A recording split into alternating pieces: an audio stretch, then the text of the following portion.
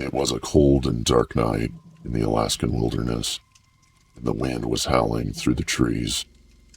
The only light was the headlights of a car as it slowly made its way down a desolate road.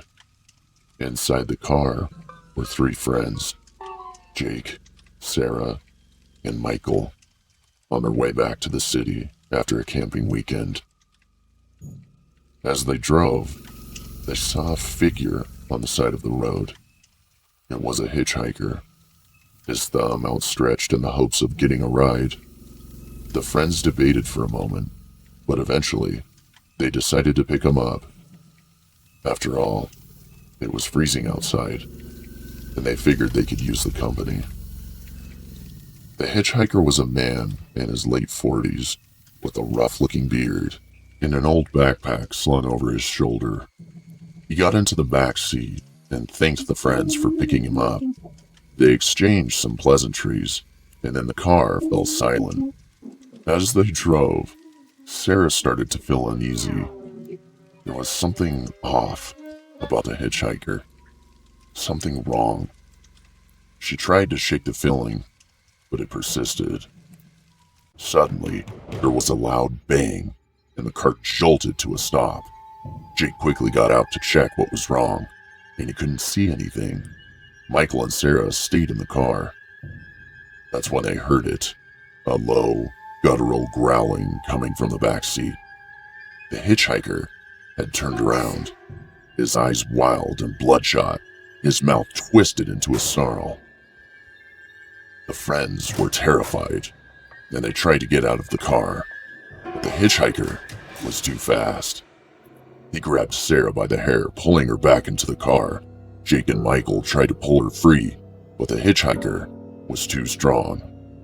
Sarah screamed for help as the hitchhiker began to attack her, his eyes filled with mad rage. Jake and Michael were helpless, and they could only watch in horror as their friend was brutally murdered in front of them. When it was over, the hitchhiker turned to them, his knife dripping with blood. He smiled, revealing a set of jagged yellow teeth, and then disappeared into the night.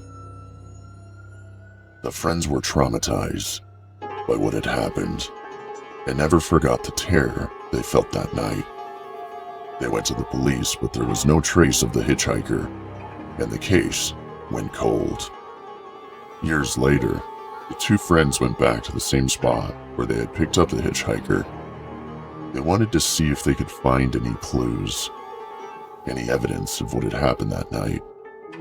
As they searched the area, they came across an old cabin, hidden deep in the woods. It was abandoned, and there was a sense of foreboding that hung in the air. As they entered the cabin, they saw something that made their blood run cold. There, in the center of the room, was a makeshift altar, covered in strange symbols and bloodstains. Suddenly, the door slammed shut behind them, and they heard a low growling coming from inside. The hitchhiker had found them, and he was coming to kill them. The two friends tried to fight back, but they were no match for the hitchhiker. He had been planning this for years, and he was determined to make them pay. In the end, the only thing that remained was the sound of the wind howling through the trees and the silence of the Alaskan wilderness. No one saw Jake and Michael ever again. As time went on, the legend of the hitchhiker grew, spreading throughout Alaska and beyond. People who claimed to have seen him described a man with wild eyes and a savage grin, always lurking by the side of the road, waiting for his next victim. Some say that he would only target those who picked him up, while others claimed that he would attack anyone who crossed his path. Either way, the hitchhiker became a figure of horror, a symbol of the unknown dangers that are hidden in the Alaskan wilderness. His legend continued to grow with each passing year. And then, one day, a new story emerged. A story that would shake the foundations of the hitchhiker legend. It began with a man named John, a truck driver who spent most of his days on the roads of Alaska, hauling cargo from one town to the next. John was a no-nonsense kind of guy, someone who didn't believe in superstitions or ghost stories. But one night, as he was driving down a dark and deserted road, he saw something that made him question everything he thought he knew. It was a figure on the side of the road, a hitchhiker with wild eyes and a savage grin. John felt a chill run down his spine, but he kept driving, telling himself that it was just his imagination. But then, the hitchhiker stepped out into the road, blocking John's path. John slammed on the brakes, but it was too late. The hitchhiker was in front of his truck, and there was no way to avoid hitting him. Next day, police found a truck, but there was no traces of John. He vanished.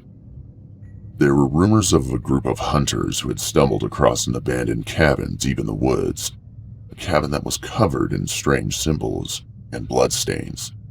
They claimed that the cabin was a hideout for the hitchhiker, a place where he would bring his victims to torture and kill them. There were stories of a local sheriff who had gone missing while investigating the hitchhiker legend. His car was found abandoned by the side of the road. The hitchhiker legend continued to grow, and even those who had doubted it before began to wonder if there was some truth to the stories. And then, one day, a group of hikers stumbled across an old cemetery deep in the woods. Among the two stones was a single grave, marked only with a crude wooden cross. The grave belonged to a man named John, and the date of death was listed as the same night that the truck driver had disappeared. No one knows what happened to the hitchhiker, whether he was a real person or a ghostly apparition.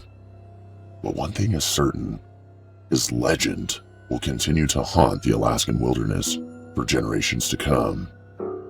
As the sun sets on another day in Alaska, the darkness begins to creep in, shrouding the wilderness in shadows.